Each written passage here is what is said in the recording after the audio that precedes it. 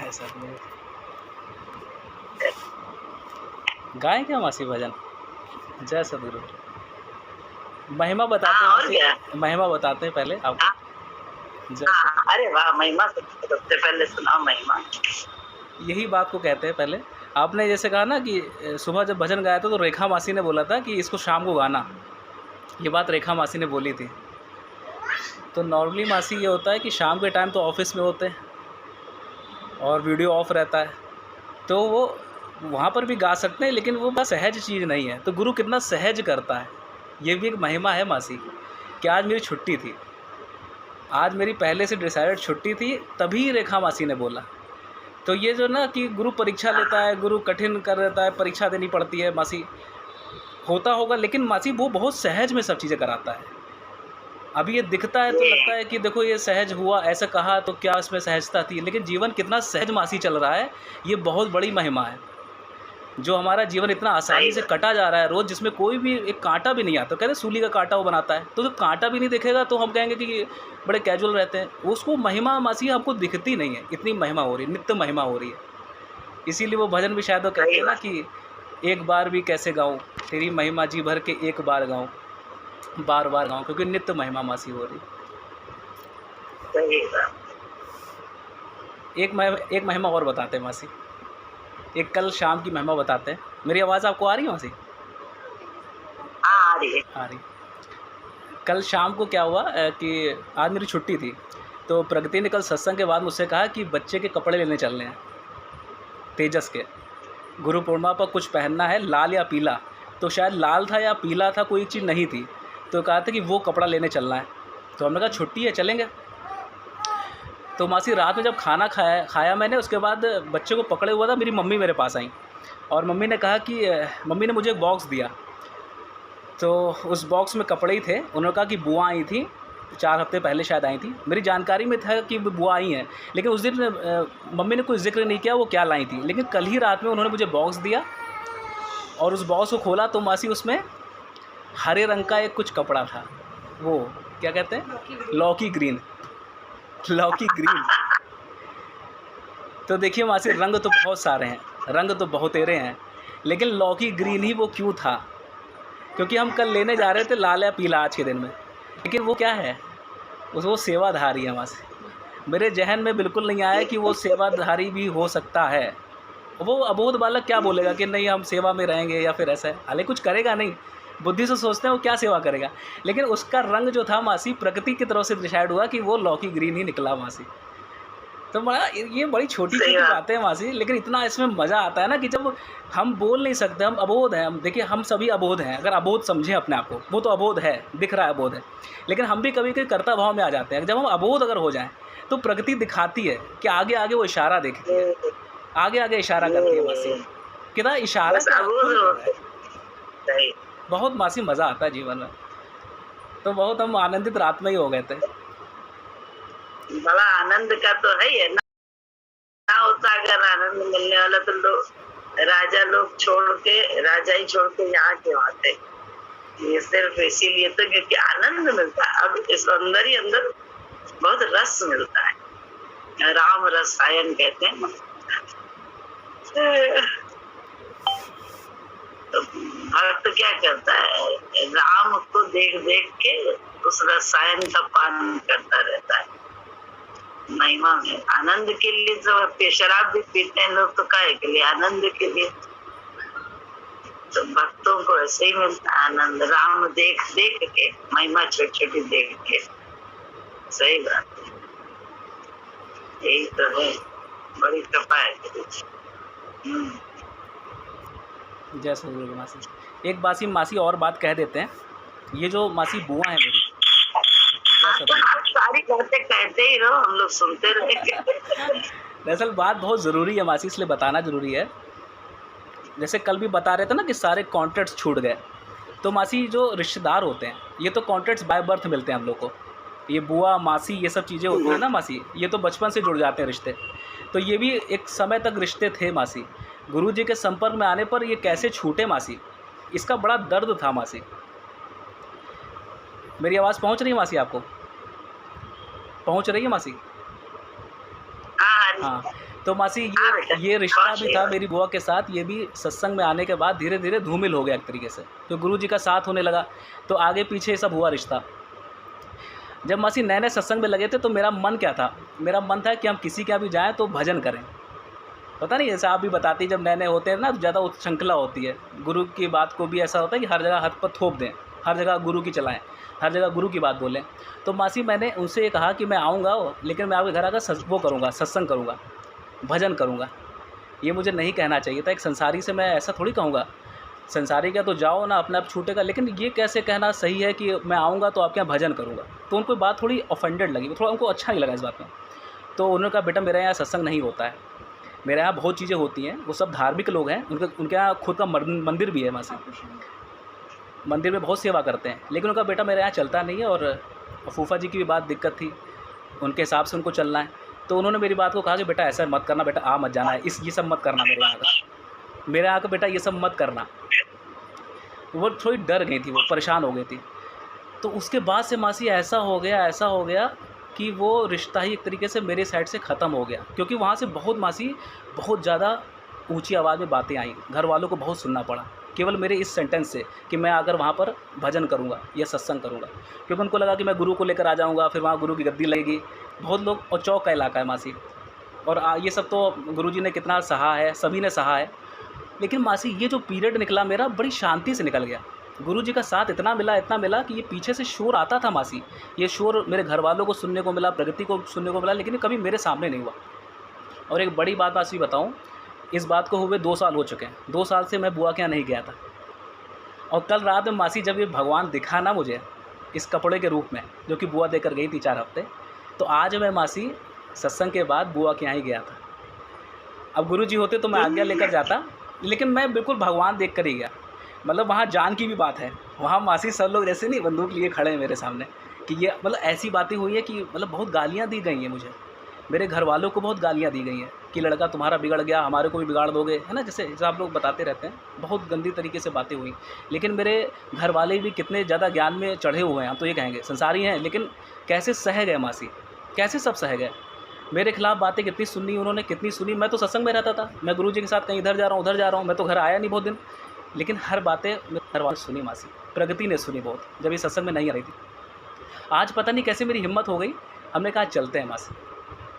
तो जो भी व्यवहार होता है वो सब करा जाकर वहाँ पर, और मासी सब कुछ कैजुअल, वहाँ बहुत सब कुछ कैजुअल था।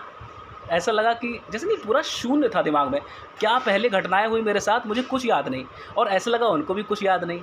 जो मतलब मेरे फूफा जी के लड़के, मतलब मेरे भाई जैसे जो हैं, उन्होंने बहुत कुछ कहा था, वो भी मेरे सामने घर में वही मिले, उनकी वाइफ मिली, भाभी मिली, हमने सबके पैर छुए, आराम से आगे का चाय पानी जो होता है क्रियाक्रम हुआ, सब कुछ हो गया, दिन पूरा निकल गया, मासी लौट कर आ गए। तो देखिए, कहता है ना गुरु सब कुछ कराएगा, केवल जिस समय वो कह रहा है मेरे वचन पर चलो तो उस समय चलो, वो सब कुछ वो सबसे मिला देगा, कहीं से कोई चीज़ छोड़ेगा नहीं मासी।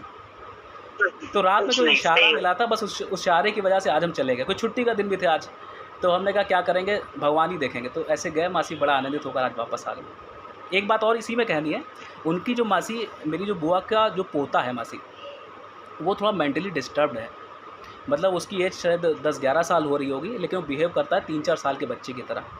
तो घर में उनकी बड़ी दिक्कतें हैं मासी, क्योंकि एक अभी तो वो काफ़ी बड़ा हो गया, उसको एक पकड़ कर बैठना पड़ता है, वो हाथ पैर चलाता है, कुछ चीज़ें सामान फेंक देता है, चिल्लाता है कस कस के। अभी तक उसकी क्लास स्टार्ट नहीं हुई है, प्ले ग्रुप में है, इवन स्कूल ही नहीं गया है। बहुत जगह आज वो बता रहे थे कि बहुत जगह उन्होंने इलाज कराया, डॉक्टर के पास गए, लेकिन कुछ उसका इलाज निकला नहीं। तो ये भी बात मैंने यहाँ बोल दिया आज मासी, पता नहीं कैसे आज ये सब बातें निकली, तो ये बातें भी मैंने बोल दी। इसी के लिए शायद ये दरबार है, लोग शायद इन्हीं सब छोटी चीज़ों के लिए इस दरबार में मत्था टेकते हैं, हमने कभी नहीं टेका। लेकिन आज मैं इस माध्यम से बोल देता हूँ मासी, क्योंकि बात उनकी आई है कि मासी अगर कुछ हो पाए तो हो जाए, तो बड़ा भगवान करें, गुरु जी करें अपने आप, सही बात है। तो उनकी बात निकल रही, इसलिए आज उनकी भी वाली बात निकल रही। अब भजन सुनाते हैं मासी, जय सदगुरु। तो भाई हम बताएं, हमें तो बता रहे थे तो हमें भी याद आ रही थी, हमारी आवाज आ रही है? बिल्कुल बिल्कुल। ये जो तो अपनी घटना बता रहे थे, सब मेरे साथ भी हुआ है।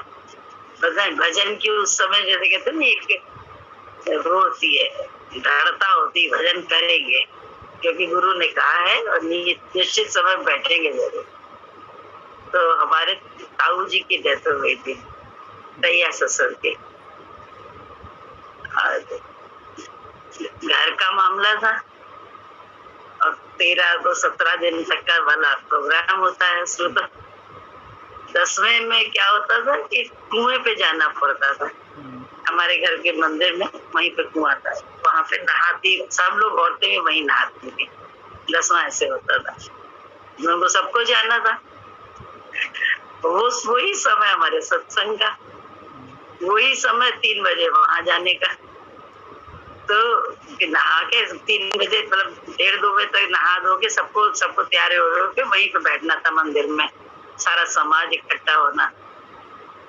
अब मेरी सास तो डर रही थी कि लता तो बड़ी दृढ़ है, जाएगी जरूर। उन्होंने अपनी जेठानी से बात करी, जिनके पति मरे थे। लता तो मानेगी नहीं तो वजह जरूर करेगी, क्या करे समझ में नहीं आ रहा, कैसे इज्जत रखे, हमें कुछ नहीं पता, सिर्फ वो पीछे पीछे बातें हुई। उसके बाद साहब ये हुआ कि अगर इजाजत मिल जाए सत्संग करने की तो फिर तो चली आएगी, तो उसे कोई दिक्कत नहीं कहेंगी। तो भैया हम लोगों को सत्संग करने की इजाजत मिल गई। अब हम लोग थे 2-3 ही थे, ज्यादा सत्संगी नहीं थे। तो सत्संग करें, वहां गए, किताब पढ़ने लगे। किताब पढ़ते पढ़ते तो ज्ञान भी चल गया सब। ज्ञान को दे डाला, अच्छा खासा ज्ञान दे डाला, सब हो गया। 5 बजे तक निपट गए, कोई दिक्कत नहीं पड़े तो। अब उसके बाद तो ये लगे कि गुरु जी तक पहुंच गई बात कि सत्संग किया था वहां पे समाज में ऐसे ये, क्योंकि सारे लखनऊ में रिश्तेदार जितने थे वो सब आए थे यहाँ पे। तो उनके जरिए हमारे मतलब ससुराल वाले जो थे उनके जरिए सब कहीं ना कहीं से पहुंच गया सब गुरु जी के पास। उन्होंने बताया वो ऐसे कर रही थी सत्संग ये। तो गुरु जी की जब डरे हुए थे, अकल तो थी नहीं बिल्कुल भी कि क्या होगा क्या नहीं होगा, बट डरे थे कि भाई ढीठता दिखाई है, ढीठता से अपने आप सब ढीठ होके बड़ों का अपमान करके भजन करने की जो है ना जो करी है। तो जब वहां पहुंचे गुरु जी के पास तो गुरु जी बड़े खुश, लोगों तक जो लोगों ने जो बात करी थी वो बड़ी अच्छी करी थी। अरे बड़ा अच्छा सत्संग कर रही है, ये है वो है, बड़ी महिमा से बात पता चली थी गुरु जी को। तो हम तो दंग रह गए, हम तो इतना डर रहे थे कि गुरु जी हम डांटेंगे हमको कि बड़ों से बड़ी असभ्यता करी, ये किया वो किया। लेकिन वहां तो भैया मामला ही उल्टा हो गया। लेकिन सच्चाई है कि ऐसा सब होता है।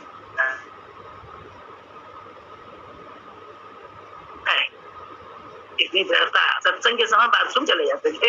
कभी कभी तो ऐसा भी होता था किसी घर में शादी या ब्याह में कहीं जाना हुआ तो बाथरूम चले गए उस समय। अब 3 से 5 तक सब नहा ही बैठे बैठे सत्संग कर रहे, करा क्या जाए, सत्संग तो करना है 3 से 5। अपनी गद्दी तो लगनी है तो बाथरूम में ही लगेगी गद्दी।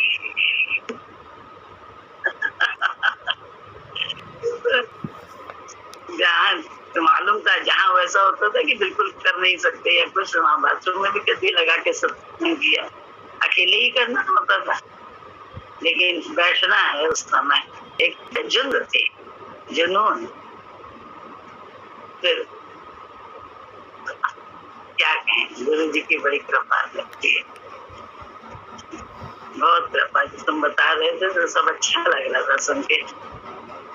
यही है, सारा समाज हट भी जाता है, सब छूट जाता है, लेकिन कुछ भी बाद में नहीं छूटता है। ये सच्चाई है, कुछ भी नहीं छूटता है पहले, लेकिन हाँ एक बार सबसे कट ऑफ हो जाता है, किसी से नहीं रह जाती है, बिल्कुल अकेला हो जाता है।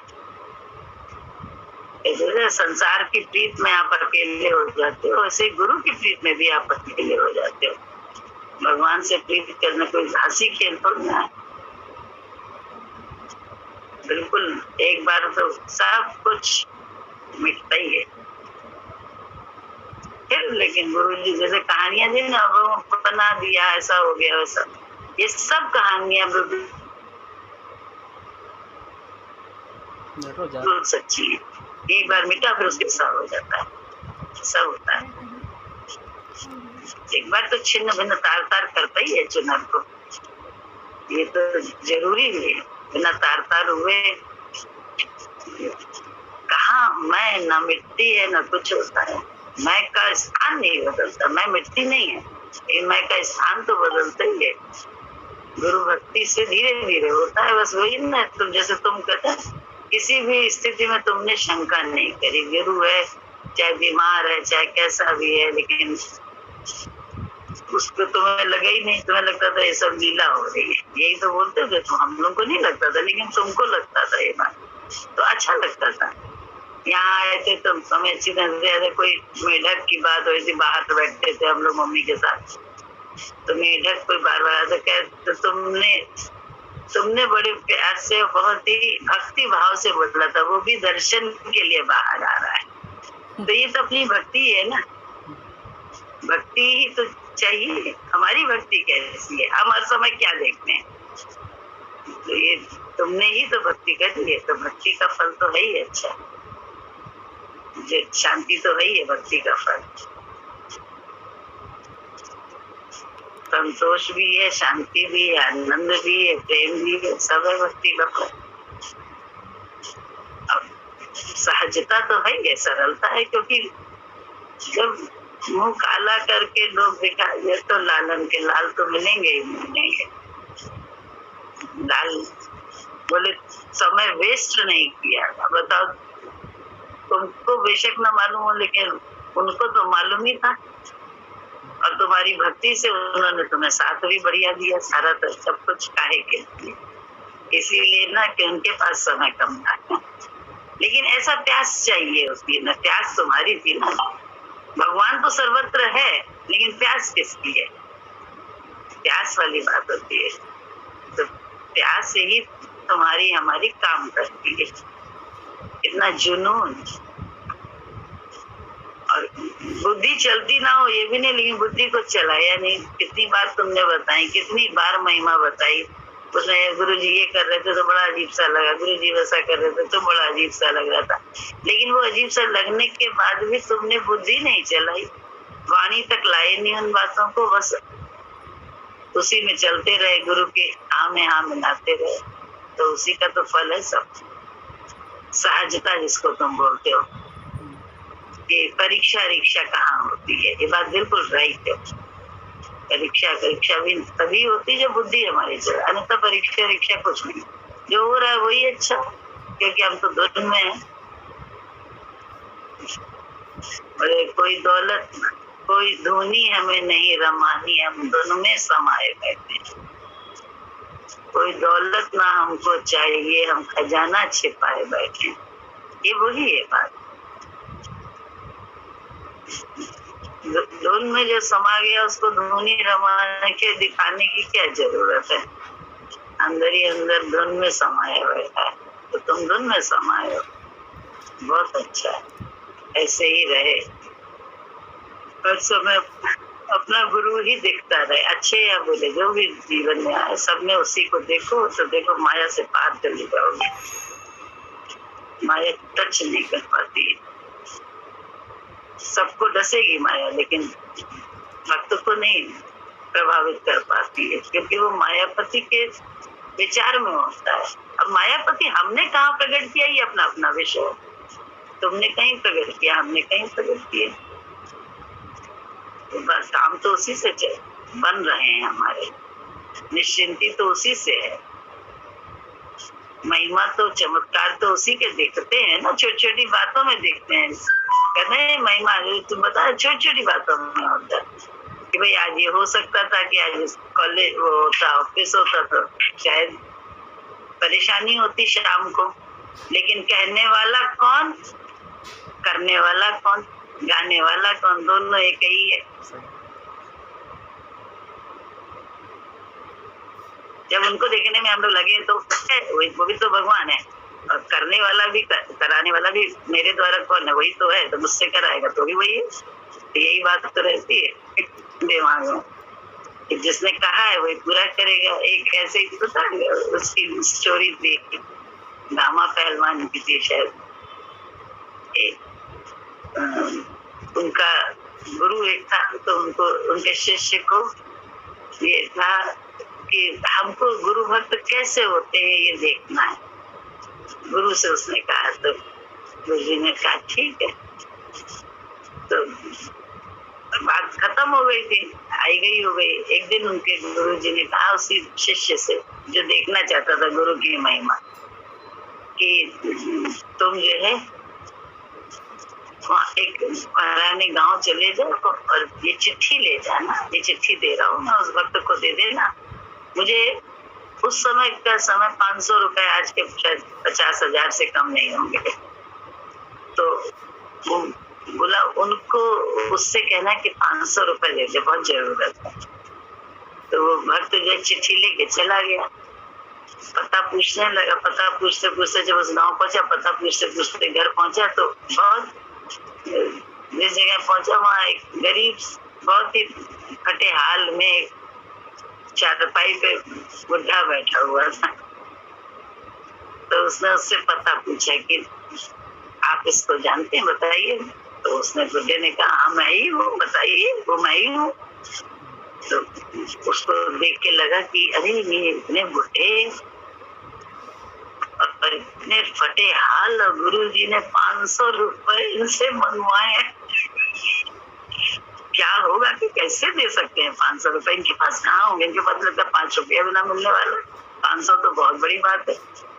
तो उन्होंने वो तो चिट्ठी, बोले आपके नाम चिट्ठी भेजी गुरु जी ने। मैं प्लान बताया गुरु भक्त, बड़ा खुश हो गया, अपनी खाके बैठाया, उसे गले लगाया। और क्या गुरु जी ने जब चिट्ठी पढ़ी तो गुरु जी के दे के 500 रुपए, अरे वो तो खुशी से नाचने लगा। तो उसको लगा कि इसके पास रुपया तो होगा, इसीलिए नाच रहा है। तो बोले आप नाच रहे हैं, क्या आपके पास रुपया है? तो बोले मेरे गुरु ने मुझे आदेश दिया है, तो जिसने आदेश दिया है वही प्रबंध भी करेगा, मुझे क्या करना? आदेश देने वाला ही प्रबंध भी करेगा, आदेश देने वाला भी वही, प्रबंध करने वाला भी। मैं तो दोनों में देखने वाला हूँ परमात्मा। उसके बाद उसे खाना पीना खिलाया। सुबह के समय क्या हुआ कि राजा की तरफ से डुगडुगी बजी। उसमें ऐलान किया जा रहा था कि सुनो सुनो सुनो, फलाने दिन गामा पहलवान यहाँ कुश्ती लड़ने आ रहा है, और जो उनके साथ कुश्ती करके जीतेगा उसे 1000 रुपए मिलेगा, और जो हार जाएगा उसे 500 रुपए मिलेंगे। और सुकट्टा बुढ़ा उसने कहा अरे मेरी तो प्रबंध कर दिया गुरु जी ने। अब क्या करना, गुरु वचन में जाती है जान तो जाए।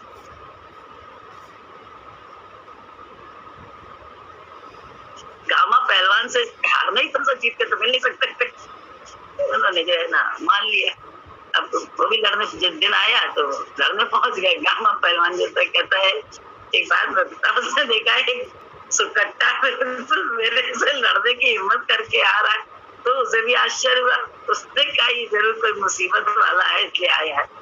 तो अकेले में कुश्ती शुरू होने से पहले उन्होंने पूछा एक बात बताइए, आप क्यों लड़ना चाहते हैं, आपको क्या मजबूरी है? बोले आपको इससे मतलब क्या? राजा के तरफ से ऐलान आया, आदेश आया, जीतने वाले को आपसे मिलेगा 1000 और हारने वाले को मिलेंगे 500। तो मैं हार जाने के लिए आया, मुझे कोई जीतना तो ना, मुझे 500 रुपए चाहिए। तो बोले 500 रुपए आपको ऐसे ही दे देंगे? तो बोले ऐसे क्यों ले लेंगे, हारेंगे आप तब जो है ना हम आपसे हारेंगे, कुश्ती लड़ेंगे, उसके बाद क्योंकि धर्म कहता है कुश्ती लड़नी है आपसे। तो बोले अच्छा ठीक है, क्यों आप ऐसा कर रहे हैं, मुझे ये तो बताइए क्या मजबूरी है?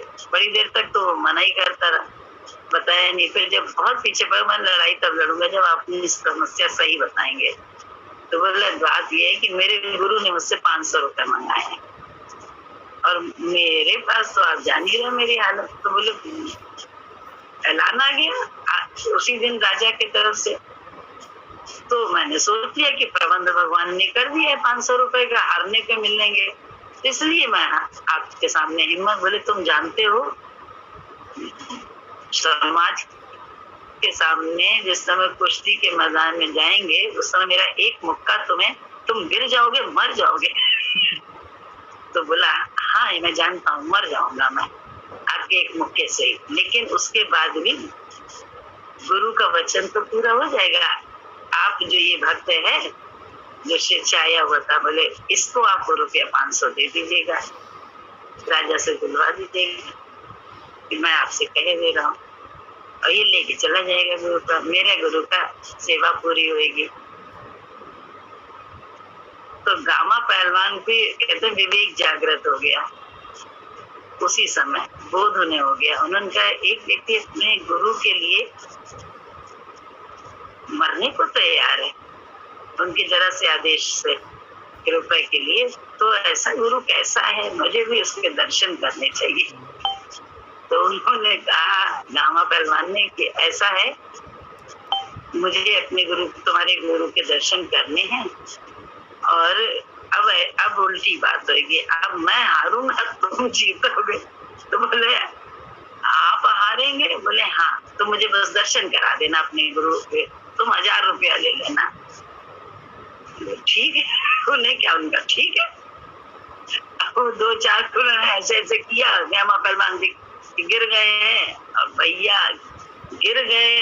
जब गामा पहलवान उस सुकट्टे से हार गए बुढ़े से, तो बहुत से जो समाज जो आए थे देखने उस कुश्ती को, उन्होंने बहुत गुस्सा किया, बहुत ज्यादा गुस्सा किया कि मतलब कुश्ती को, क्योंकि कारण क्या था, वो सट्टा लगाते थे और उसने उस समय बाजी लगा देते ना जैसे उसके जीत हार की, तो बहुत से लोगों ने अपना पैसा लगाया था पहलवान के ऊपर, और उससे पक्का था कि जीतने ये कौन पहलवान कुश्ती लड़ रहा है तो उसमें जीत मिलेगी, पैसा मिलेगा। उन लोगों ने बहुत ज्यादा पत्थर मारे, बहुत उसको आहत किया, लेकिन वो चुपचाप सब सहता रहा। फिर तीनों गुरुजी के पास गए, तो गुरुजी ने जब चरण छुए तो उस भक्त ने कहा भगवान कैसे गुरु भक्त होते हैं, आपसे प्रश्न पूछा था तो आपने आंसर भक्ति का बताया नहीं, मुंह से नहीं बताया, लेकिन जीवन में ही चलते चलते आपने दिखा दिया कि गुरु भक्त होते कैसे। बोले एक अपने जीवन को दांव लगाए, एक ने अपनी प्रतिष्ठा दांव पे लगा दी, सिर्फ आपका दर्शन पाने के लिए अपनी इज्जत ही दांव पे लगा दी। तो गुरु भक्तों की बड़ी महिमा है, हम भक्ति कर नहीं पाते हैं वैसे, बस इतना है, अफसोस है। सुनते हैं, अच्छी लगती हैं सब बातें, जब आती है तो बहुत बहुत कुछ सामने खड़ा हो जाता है, बड़ी बाधाएं मन पे ले देता है, जो सच बात है। लेकिन भक्त ऐसे ही हुए। तो कहानियां किससे नहीं है कि उन्होंने अंगूठा काट के दे दिया एकलव्य ने, मीरा जहर पी गई, ये सब राधा ने अपना अस्तित्व ही खो दिया कृष्ण के, राधा ही राधा कृष्णमय हो गई कि सारा वृंदावन राधा ही राधा कहता है, क्योंकि कृष्ण को तो वहां से गए बहुत टाइम हो गया था, लेकिन राधा कृष्ण जैसी ही हो गई थी, कृष्ण की ही तरह चाहिए कॉपी हो गई थी, डुप्लीकेट हो गई थी। इसीलिए वृंदावन में सब जगह राधे ही राधे होता है, क्योंकि उन्होंने तो कृष्ण को जाना ही राधा के जरिए। भक्ति ऐसी ही होती है।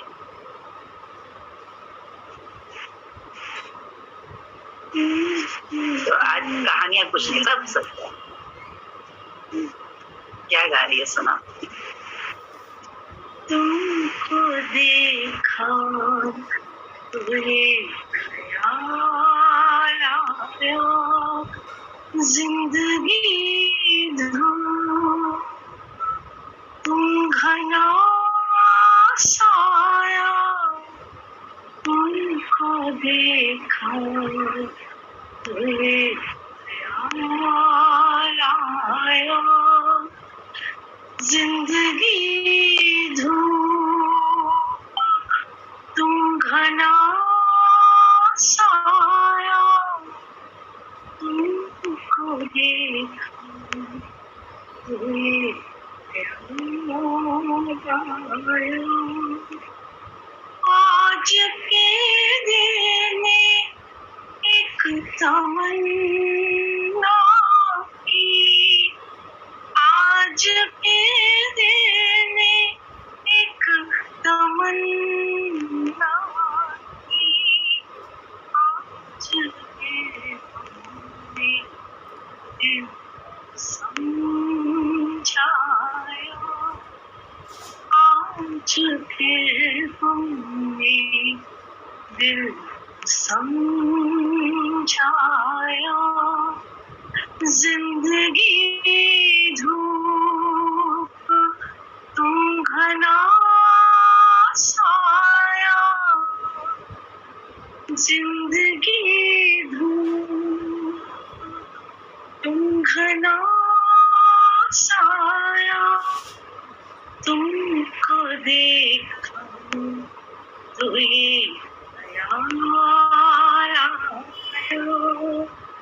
हम जिसे गुना नहीं सकते हम जिसे गुना नहीं सकते वक्त ने ऐसा गीत क्यों गाया वक्त ने ऐसा गीत क्यों गाया जिंदगी धूप तुम घना साया तुमको देखा तो ये लाया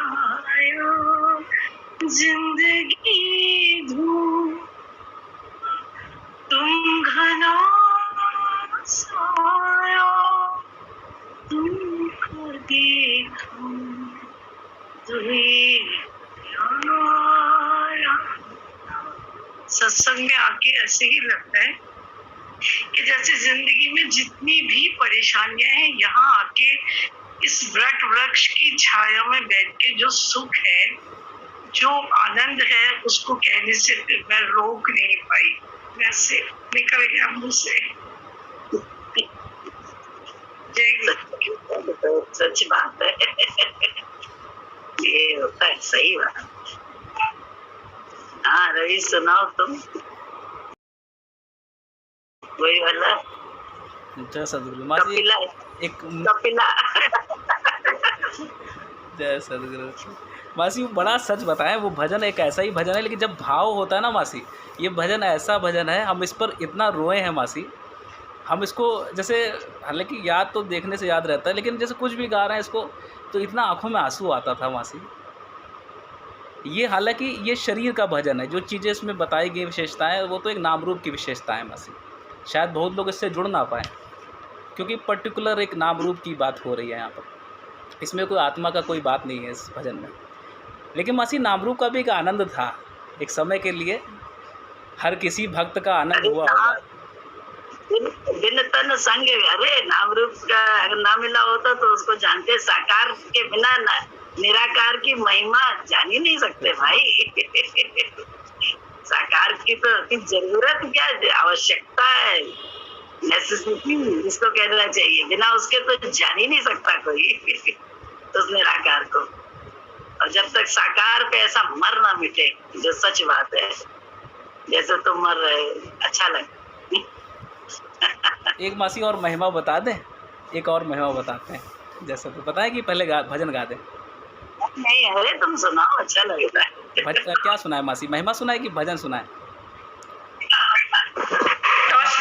करके देखो, सुधाओ, बताओ महिमा बताओ। हाँ ठीक है मासी। टॉस करके देखो क्या पहले आता है। अभी अभी मासी आप एक बात कह रही थी ना कि सत्संग का नियम, आप अपने बारे में बता रही थी कि सत्संग का नियम था, तो कैसे बाथरूम में जाकर 3 घंटे आपने सत्संग कर लिया। तो ये मासी बहुत शुरुआत की अवस्था होती है। आजकल आप ज्ञान में ये कहते हैं कि जैसे हम कुछ भी जॉब कर रहे हैं तो हमारा चित्त भगवान में लगा रहना चाहिए। हम महीने का 1 दिन का नियम बनाए, 15 दिन का नियम बनाएं, या गद्दी पर पैर छूकर चले जाएं। ये भी मासी हम कर सकते हैं एक समय पर जाकर, क्योंकि आप भी कहते हैं कि चिड़चिड़ाना नहीं है। जैसे उस दिन भी आप कह रहे थे आखिरी बुध का सत्संग है, ये भी आगे छूटेगा। मतलब छूटेगा ने से ये नहीं है कि हम ज़बरदस्ती छोड़ेंगे, लेकिन अगर छूट भी जाता है तो ठीक है। ऐसी स्थिति में भी गुरु एक समय ला सकता है। तो इसलिए कभी किसी के देखकर कि यार ये सत्संग नहीं कर रहा है, ये सत्संग नहीं कर रहा है, हम ज़्यादा कर रहे हैं, ये कभी मासी करना नहीं चाहिए हमें। ये भी ज्ञान में पढ़ते पढ़ते मासी बात समझ में आती है। हम लोग दूसरों को देखने लगते हैं कि हम ज़्यादा कर रहे हैं, हम तो दोनों टाइम बैठ रहे हैं। सत्य के साथ रह रहा है बिना सत्संग के भी, तो भी तो काम हो रहा है। सत्य का साथ, अगर गुरु जी का क्या था, गुरु जी हर जगह उनका साथ ही संग सत्य का लगता था। तो वही चीज है रहे हैं हर जगह। तो बोले चाहे दुकान में हम जाएं, चाहे हम घर में रहें, चाहे हम खाना बनाएं और चाहे हम बात करें किसी से, हमें लगता ही नहीं कि सत्य के साथ ऐसा होता है। लेकिन हाँ, शुरू में जो गुरु के विचार से हमको अपने, क्योंकि हमें महिमा देखनी है कि भगवान से सब होता है, हमसे और आपसे कुछ नहीं होता है। उसके लिए ये है सब, एक बार ऐसे बैठो तो दिखाई देगा कि सारे कार्य ईश्वर का वाला है। तभी तो अपनी ईगो छूटती है। उठते हैं, बैठते हैं, बैठने का बिल्कुल नहीं है। गुरु के विचार अपनी ईगो छूटती है, नहीं तो छूटती नहीं। लगता है देख लें यार, करने जल्दी जल्दी करने, ये हो जाए वो हो जाए, लेकिन गुरु बिना करे कैसे होगा, ये सब लगता है। लेकिन गुरु जी ने जो बात कही कि नहीं, पहले एक बार तुम पक्की तो हो जाओ कि तुमसे कुछ नहीं हो रहा है, मतलब शरीर से कुछ नहीं हो रहा है। एक तो बात है बोलने की, एक है भगवान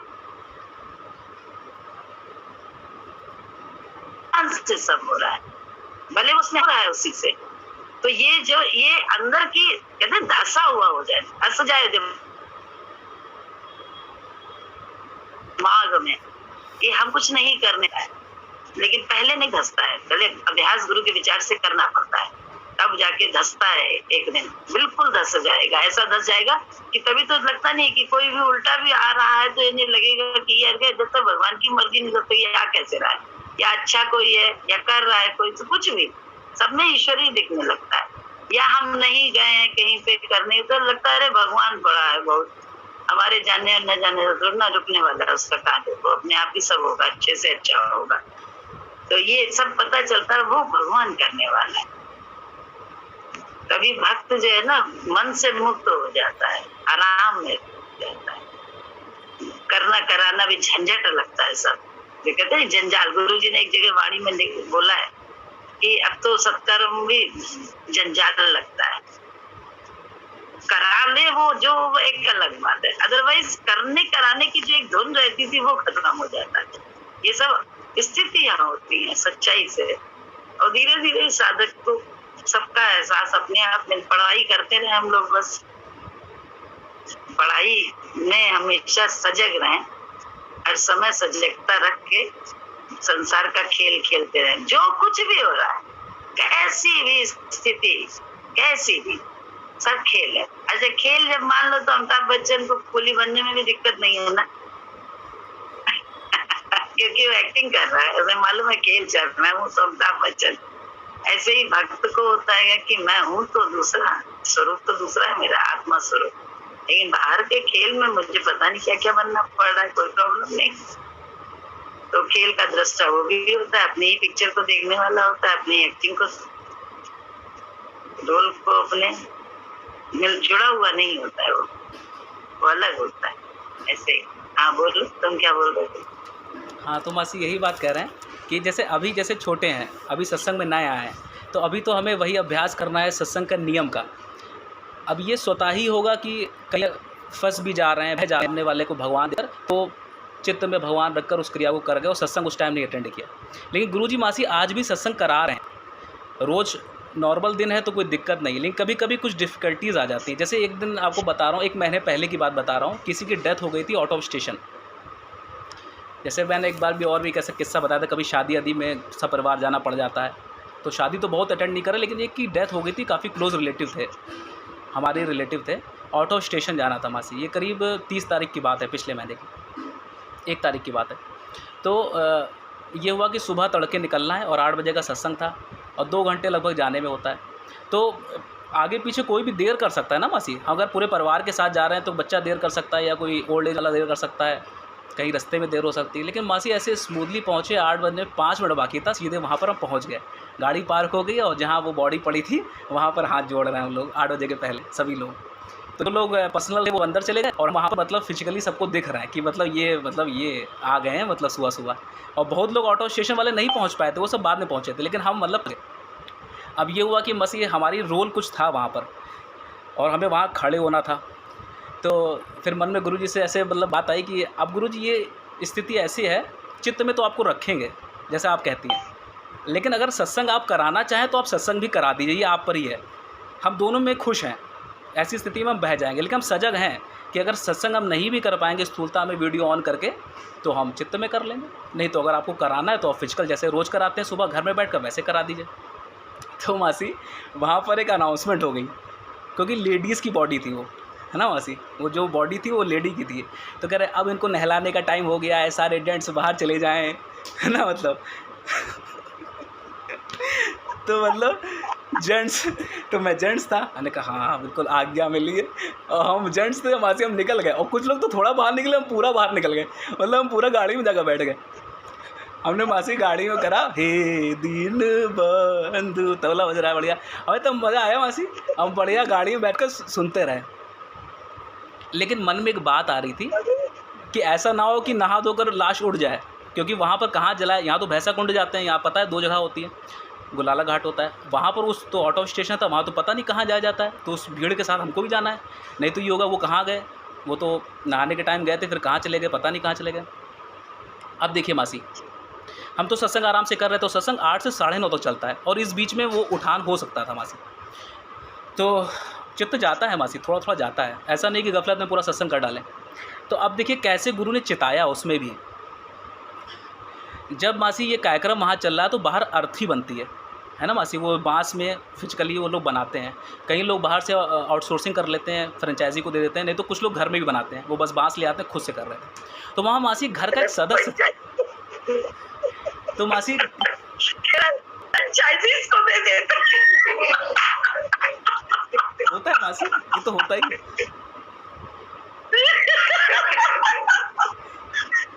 ये होता है मासी, ऐसा तो वो पूरा आपको स्वर्ग बना कर दे देंगे, ऐसा भी होता है, वो फ्रेंचाइजी को दिया जाता है, आउटसोर्सिंग की जाती है। और कुछ लोग मासी घर में बांस ले आते हैं और खुद काटते हैं, ठीक है ना मासी, आवाज़ आ रही है मासी मेरी, जय सदगुरु। तो मासी वहाँ पर एक घर का ही कोई सदस्य था, वो बड़ी फुर्ती से काम कर रहा था, वो बांस को प्रॉपर काट रहा था, मतलब स्वर्ग विमान को बनाने को उसे सारी टेक्निक पता थी, आम इंसान को मासी नहीं पता थी, हम संसारियों को नहीं पता है, इसलिए हम लोग आउटसोर्स और फ्रेंचाइजी को देते हैं। ये सच बात है मासी, सभी लोग देते हैं। बहुत ही बूढ़े बूढ़े लोग होते हैं, घर के जिम्मेदार लोग होते हैं, जिनको जानकारी होती है कि कैसे बांस को फंसाना है, कैसे स्वर्ग विमान बनाना है, कहाँ क्या चीज़ लगानी है। तो मासी वो बड़ी तत्परता से कर रहा था, और जितने भी यंग लड़के थे सब उनको देख रहे थे, मतलब वो बड़ा सीन में बिल्कुल फोकस्ड था आदमी, मतलब सब लोग उसकी तरफ देख रहे, मैं भी उसको देख रहा था। मैंने कहा यार मतलब अगली बार कभी कुछ होगा तो मैं मतलब ऐसा, मतलब ये हर कोई इंस्पिरेशन की तरह उसको ले रहा था। इसका रोल मैंने इसलिए बताया क्योंकि इसका काम पड़ेगा। अब वो हीरो की तरह था वहाँ पर। अब जब मैं मासी सत्संग कर रहा था, मेरा मन चित्त हल्का हल्का आधे घंटे बाद गया, कहीं ये तो नहीं उड़ गई हो, तो मतलब वहाँ पर एटलीस्ट फिजिकली तो होना है। तो मासी क्या हुआ आप समझिए, वो जो आदमी जो कितनी तत्परता से लगा हुआ था, उसके साथ एक आदमी और, मेरी गाड़ी काफ़ी दूर खड़ी थी, उस गाड़ी की तरफ आया, पीछे की स्क्रीन मतलब शीशे में पीछे की तरफ पूरा दिखता है ना मासी, हम तो सामने बैठकर सत्संग कर रहे थे, उसकी स्क्रीन में मासी वो दिखा, वो आदमी और एक और आदमी था, वो पीछे सिगरेट पी रहा है, मतलब सिगरेट पीना आप ऐसे समझ लीजिए, वो बैठा सिगरेट पी रहा है, मतलब दूर हटकर सिगरेट पी जाती है ना मासी, ऐसा तो नहीं वहीं कोई पीने लगेगा, तो वो बहुत दूर आया मासी सिगरेट पीने के लिए, और मेरी गाड़ी के पीछे पी रहा है। तो मतलब हमें तो गुरुजी दिखे, इतना गुरुजी दिखे कि बताओ उसको, क्योंकि मासी इतनी भीड़ थी, हमें किसी का शक्ल याद नहीं केवल वो चूंकि इतनी तत्परता से वो काट रहा था, स्वर्ग विमान बना रहा था, इसलिए हमें दिखा वो आदमी। नहीं तो चित्त तो जैसे गुरु में लगा रहता है तो गफलत में इंसान रहता है, लेकिन उस गफलत की स्थिति में भी कि सत्संग होने वाला है, सत्संग में ज्वाइन करना है, उस स्थिति में वो ऐसा काम कर रहा था कि हमको याद रहा उसकी शक्ल। और जब वो पीछे अगर सिगरेट हुआ तो ये लगा ये हम लोग का साथी है जो जाएगा वहाँ पर। तो जब ये यहाँ अगर सिगरेट पी रहा है इसका मतलब, वो यहाँ आके सिगरेट पी रहा है इसका मतलब ये है कि अभी वहाँ कुछ काम बचा हुआ है, कुछ और हो रहा हो, कपड़े पहनाए जा रहे होंगे, कुछ प्रोसेस बचा हुआ है, क्योंकि ये तो लीडर है, यही तो आगे लेकर चलेगा। और ये अगर सिगरेट पी रहा है इसका मतलब है कि अभी मामला ऐसा है कि अबेंस पर है, अभी थोड़ा सा आप आराम से अपना सत्संग करिए। इतना मासिक गुरु दिखा, फिर हमने आगे भजन चल रहा था, आगे बिट्टू भैया कहानी बता रहे थे, बहुत अच्छा सत्संग चला था। वो 1 तारीख का सत्संग रिकॉर्डिंग है मासी। बिट्टू भैया वो गाड़ी की बात बता रहे थे कि गाड़ी चलाते हैं, पत्नी और बच्चे बैठे रहते हैं, सामने वाला कंपटीशन करता है, बहुत अच्छी बातें उस दिन चलनी थी। तो पूरा मासी सत्संग ख़त्म हुआ, आराम से गए। तो किसी ने कहा कि और देखिए आखिरी में क्या हुआ, जब हम वहाँ गए तो मासी वहाँ पर जो लोग घाट जाते हैं उनके टीका लगाया जाता है, एक सिंदूर से लगाया जाता है, और एक मार्क दिया जाता है कि ये लोग घाट पर जाएंगे जलाने के लिए। तो जो लाइन चल रही थी, हम बीच में आकर हम भी लग गए, सबके लगा है तो हम भी आए, हम भी लग गए। तो हम वो हो गए कि जैसे बहुत देर से लाइन में लगे हुए हैं, हम भी लग गए और बिल्कुल बीच में पहुँच गए, भीड़ के बिल्कुल बीच में वासी चले गए। और ऐसे लग रहा है हाँ भाई अब तो उठना चाहिए, मतलब जो भी जनरल बातें होती हैं हम भी कर करके राम नाम सत्य है पूरा, मतलब हम भी ले कर गए, मतलब बिल्कुल ऐसे लगा ही नहीं कि हम कहीं नहीं थे। तो गुरुजी ने जो सत्संग कराया मासी, उसका ज़बरदस्त आनंद था मासी। ऐसे गुरु कराता है ये हम कह रहे हैं, जैसे गुरु। आगे बताओ।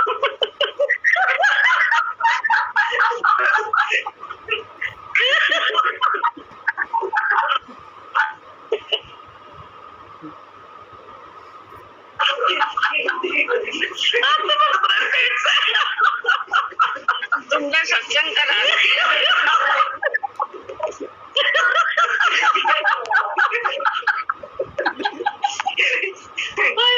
पेट में दर्द हो गया। अरे भगवान, अब रवीन ने सत्संग करा दिया।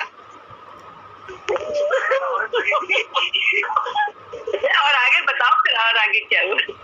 आगे मत सत्संग हो गया बस। पप्पू की बात याद आ,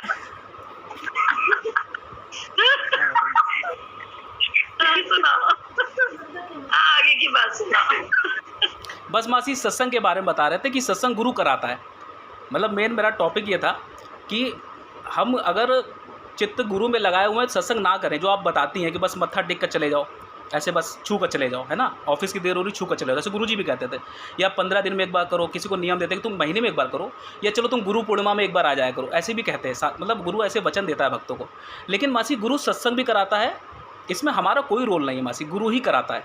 तो ऐसी स्थिति में भी गुरु करा सकता है, तो कभी भी करा सकता है मासी। ये मासी बस दिखा था हमको उस दिन कि कैसे इतनी दूर गाड़ी में वो कैसे आदमी पीछे मुझे दिख गया।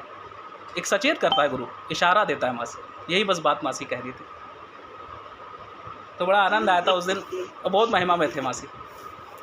अच्छा मासी, मनचंदा आंटी बहुत दिन से ये कह रही है, आपने बीच में सुना होगा, एक बार कहा था कि आजकल आप गाली नहीं देती हैं।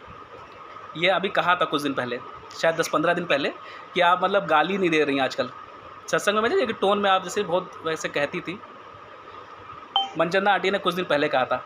तो मासी कल हमने ऐसे सोचा कि आप गालियाँ क्यों नहीं दे रही हैं। मैंने भी थोड़ा एनालिसिस करा कि ऐसा क्या हो गया कि बड़ा शांत सत्संग चल रहा है बहुत दिनों से, महीना भर से।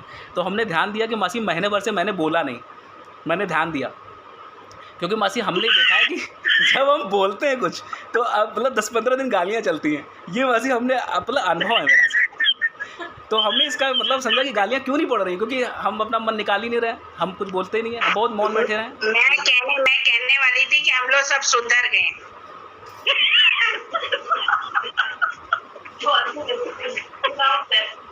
हम लोग सब इम्प्रूव कर गए हैं, इसीलिए गालियों की कमी हो गई। वैसे एक बात और कहनी थी कि ये बात भूल ना जाए, वो स्वर्ग विमान बनाने वाले का एड्रेस है कि नहीं है, कभी कहाँ कायदे का बने भाई, हम लोग खुद तो बनाएंगे नहीं, तो कायदे का बने कम से कम। रवि ने सीख लिया।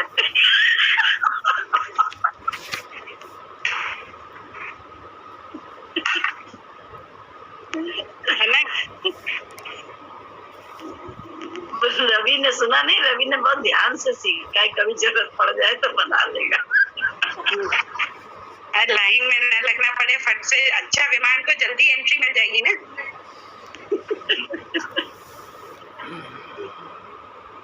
आज बढ़िया डोज मिल गई हम लोगों को, खून बढ़ाने वाली, खून बढ़ने वाली। मतलब इसको तो मसाणी वैराग भी नहीं हुआ उस वक्त है ना।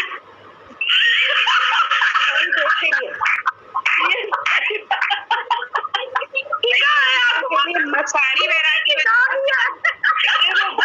खोया हुआ था भाई। महिमा देख रहा था, महिमा देख रहा था। गुरु में इतना टिका हुआ है कि उसे कुछ दिखाई नहीं दिया, टिका दिया कि महिमा देख रहा था कि मसानी बैराग की जरूरत ही नहीं थी। हाँ सही बात है।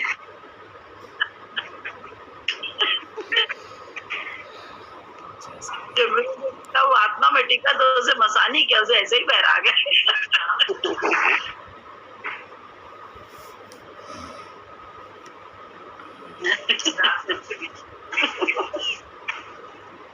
आज ऑरेंज कलर की शर्ट पहना है बाबा जी रवि है, बाबा जी रवि। हाँ बाबा जी रवि सुनना। जय सदगुरु की। झोंका हवा का आज भी नींदे उड़ाता होगा ना, तेरा दुपट्टा आज भी तेरी कपिला में रखा होगा ना, कानों में तेरे आज भी हेडफोन कोई सजदा होगा ना। मैं देखता हूँ छुप छुप के तुमको, महसूस करती होगी ना, झोंका हवा का आज भी नींद उड़ाता होगा ना। ठंडी हवाएं रातों में तुझको लोरियां सुनाती होगी ना, सूरज की किरणें सुबह को तेरे दर्शन को आती होगी ना, हो अपने ख्यालों में कभी मुझसे ही बातें करती होगी ना, हो मैं देखता हूँ छुप छुप के तुमको, महसूस करते होगे ना, झोंका हवा का आज भी नींद उड़ाता होगा ना। माथे पे तेरे सुबह को कोई टीका लगाता होगा ना,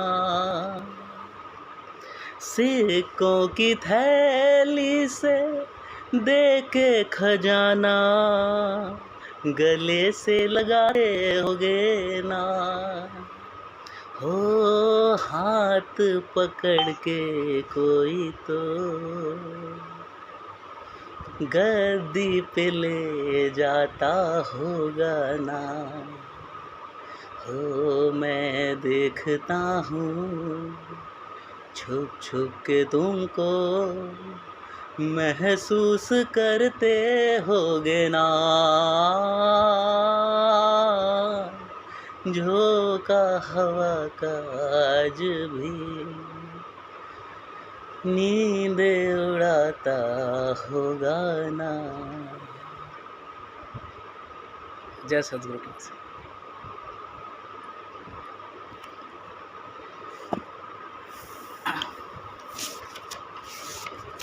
एक भजन गाते हैं मासी।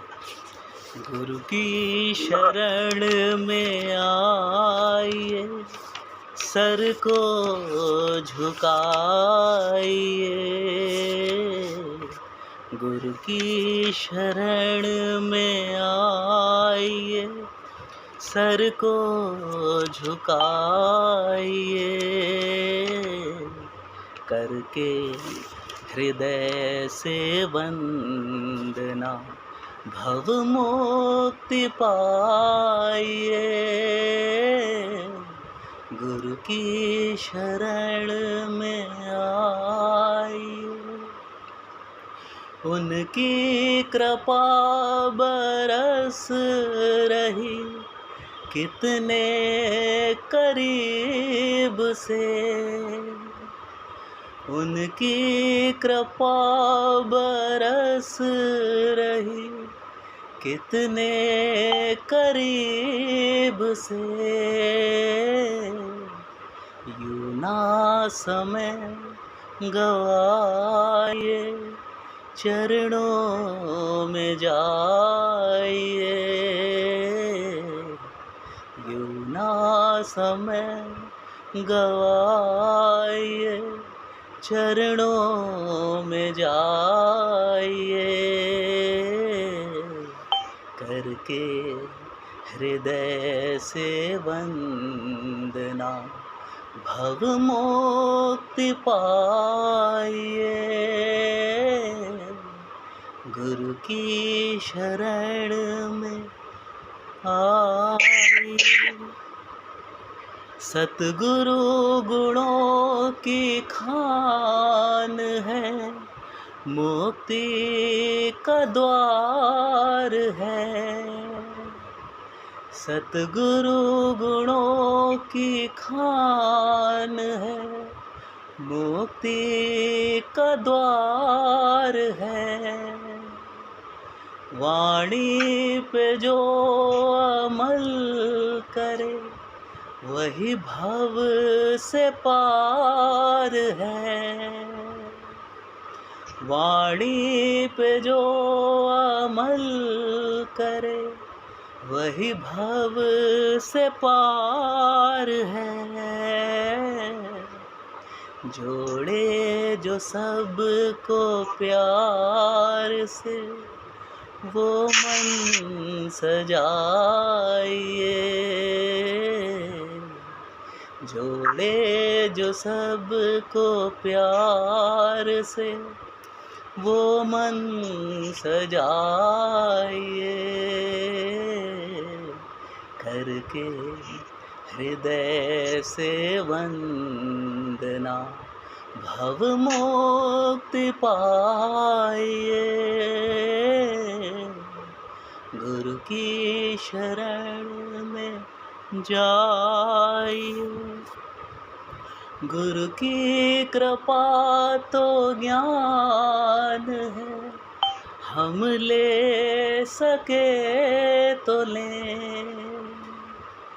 गुरु की कृपा तो ज्ञान है, हम ले सके तो लें। गुरु शान है, गुरु मान है, हम दे सके तो दें। श्रद्धा ही इसका मोल है, ये जान जाइए। श्रद्धा ही इसका मोल है, ये मान जाइए। करके हृदय से वंदना, भव मुक्ति पाइए। गुरु की शरण में जाइए। सत्संग है एक आईना, खुद को निहार लें। सत्संग है एक एक आईना, खुद को निहार लें। गुरु जी की वाणी से हम जीवन सवार लें। जो दिल में हो आपके खुल कर बताइए। जो दिल में हो आपके खुल कर बताइए। करके हृदय से वंदना, भव मुक्ति पाइए। गुरु की शरण में आइए, मन को झुकाइए। करके हृदय से वंदना, भव मुक्ति पाइए। गुरु की शरण में जाइए।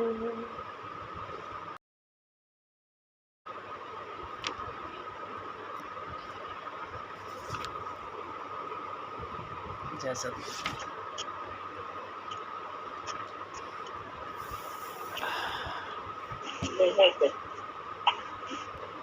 या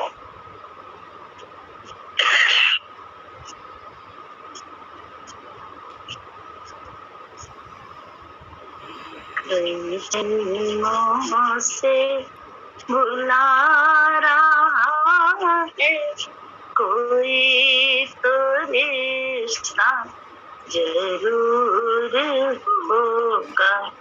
कई जन्मों से बुला रहा है कोई तो रिश्ता जरूर होगा।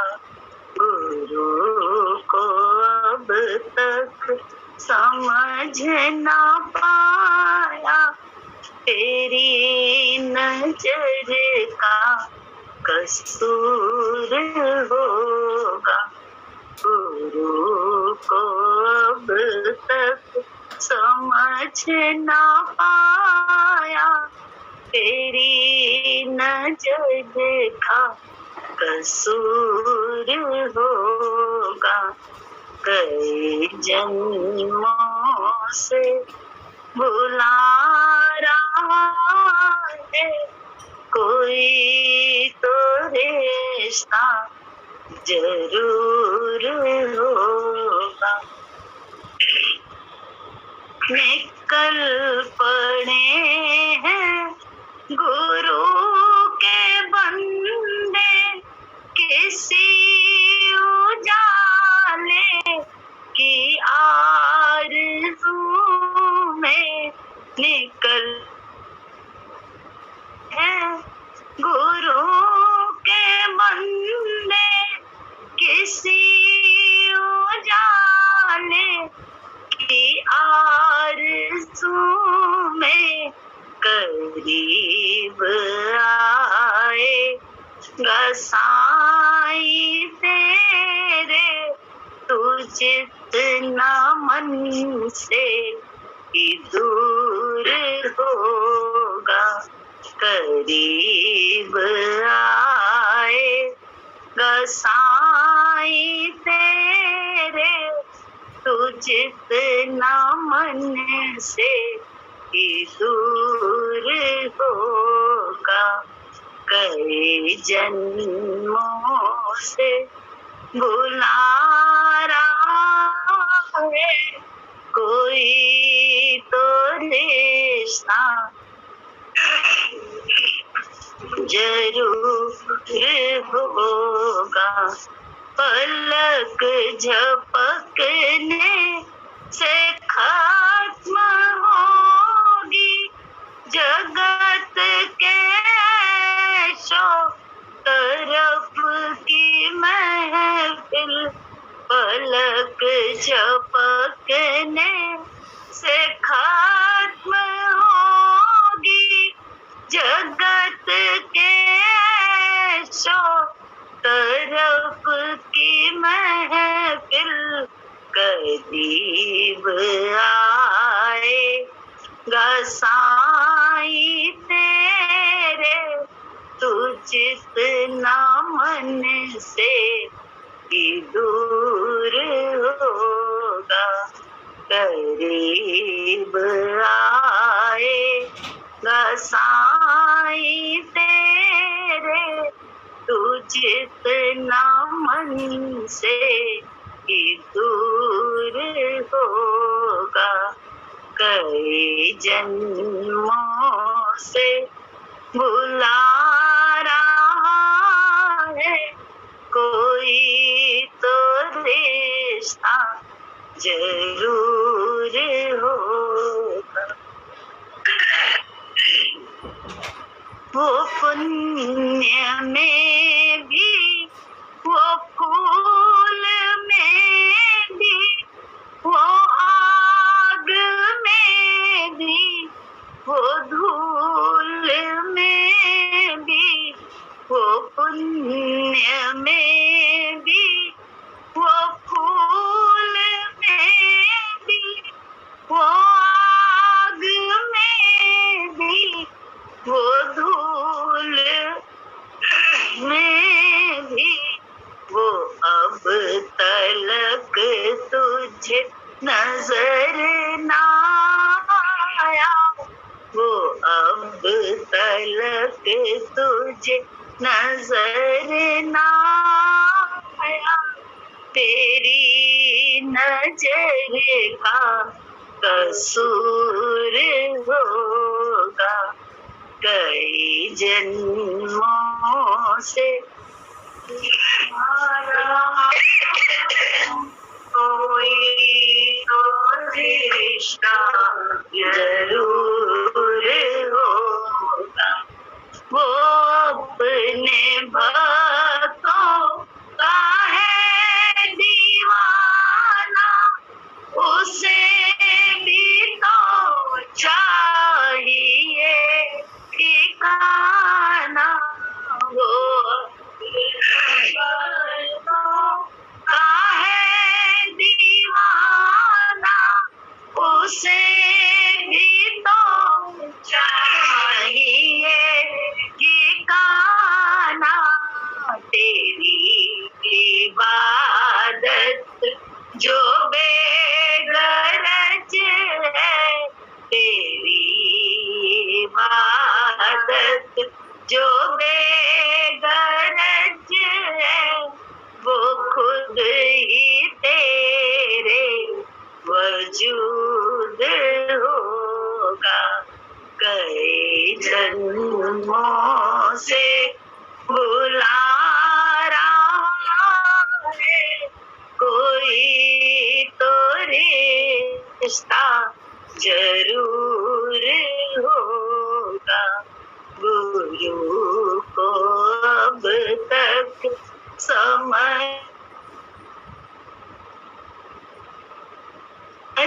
ना पाया, नजर का कसूर होगा। कई जन्मों से बुला रहा है कोई तो रिश्ता जरूर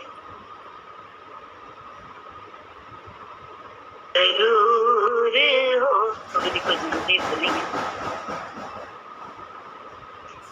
गुरु हम लोगों को बोले कि हद में यह कष्ट वस्त है, हिंदुस्तान की हद से अगर निकल के पाकिस्तान की हद में आ जाओ तो वहाँ का कायदे कानून हमारे ऊपर, और हिंदुस्तान की हद में रहेंगे तो हिंदुस्तान के ऐसे देह की हद से परे ही तो ले जा रहा है गुरु। हद से परे जाओ तो भगवान के राज्य में प्रवेश है, तो वहाँ गम चिंता का नाम नहीं, सुख शांति की बहती धारा। वही उसका तो यही प्रयास है हम सबके साथ। रात दिन वो इसी धुन में तो लगा है कि हद को छोड़ के बेहद में आ जाए, बेहद के बाजार में आ जाए। कौन कर रहा है, कौन कर रहा है? बोले वो यही तो है, वो बेहद के बाजार में। बोले वो अपने उसमें ले जाना चाहता है, बेहद के उसमें, जहाँ इस कर्म का फल ये मिलेगा, उस कर्म का फल वो मिलेगा, ऐसा होता है वैसा होता है, पाप किया है तो पाप, ये सब सारी मान्यताओं से, सारे कानून से अलग राज्य उसका चलता है। बोले सब कुछ पीछे हो जाता है, सब कुछ बेकार हो जाता है। बोले हद की से बेहद में आने के लिए, हम लोगों को लाने के लिए तो गुरु ये सब कवायद कर रहा है, इतनी मेहनत कर रहा है कि जिस हद में रह के हम उस चीज को नहीं पा सकते, उस धन को पा ही नहीं सकते। और वो तो राज्य ऐसा है परमात्मा का, गुरु का, जहाँ सब अपने आप मिलता है, सब अपने आप होता है, कुछ करना ही नहीं पड़ता। हम उसके हैं, वो हमारा है, बस ये है। लेकिन बोलना सच में मानना या उसमें टिके होना, ये दो बातों में बड़ा फर्क है। आधार बहुतों का है, बहुत का आधार ही आधार है। बोले फिर भी आधार होते हुए भी बिल्कुल निराधार, तो उसके लिए कैसे वो जो एक पक्का आधार हमको मिल सकता है, उसके लिए क्या करना पड़ता है? हर बात को स्वीकारना पड़ता है, हर बात। बोले अभी कोई आया कि ऐसा कर दो, तो बोले वो भी करना पड़ जाता है कि हाँ कर दो, कोई दिक्कत नहीं। उसमें हम एक वर्ड करने लगते हैं, वो अपने लिए कुछ मांग रहा है, वो अपने लिए कुछ, जैसे कि पब्लिसिटी चाहता है, बोल रहा है भैया ये फोन नंबर लगा लो अपनी दुकान पे, मेरा जो है ना जो काम होता है मंगोड़ी बनाने का, वो मैं तुम्हारे से कोई पूछेगा तो आप बता देना उसे। छोटी सी बात बोलता है, लेकिन बुद्धि क्या कहेगी कि इस चीज को नहीं करेंगे हम, हमारा काम थोड़ा ना पकौड़ियों वाला है, मंगोड़ियों वाला है। बहुत छोटी छोटी बातें होती हैं जो बुद्धि ही आड़े आ जाती है। लेकिन भक्त क्या करते हैं, कहते हैं कोई दिक्कत नहीं, लगा दीजिए, क्योंकि हमने हमारा भी काम वो करेगा।